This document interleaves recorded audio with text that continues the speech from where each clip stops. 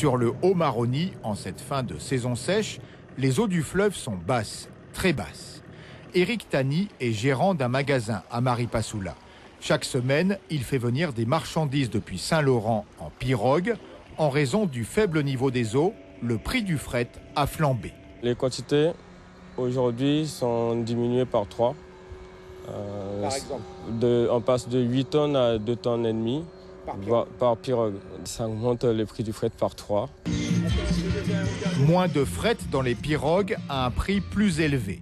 Résultat, dans la chambre froide d'Éric, c'est le vide. Et dans le magasin, les congélateurs eux aussi sont vides. Peu de produits dans les rayons et quand il y en a, cela coûte plus cher. Exemple, la bouteille d'eau. Là, on est à 40% plus cher. Généralement, on est à 1,80 €. Là, on est à 2,50 € la bouteille d'eau. Il y a une augmentation au niveau des prix sur tous les produits.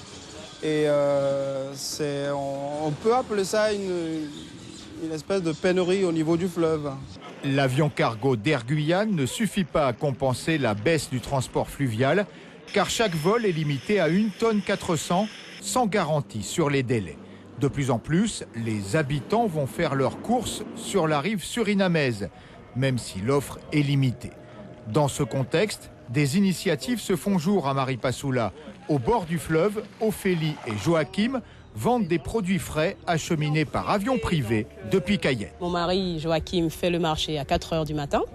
Et puis après ça, il part au marché de poissons, il récupère le poisson. Donc l'avion nous est livré la veille par Bio-Savane. Et puis après, tout part à l'aéroport où il charge son avion pour un décollage de 9 h à 9 h 30. Le couple a créé sa petite entreprise en mars. Dans son avion, Joachim assure 3 rotations par semaine entre Cayenne et Maripasoula, avec 350 kilos de produits frais à bord.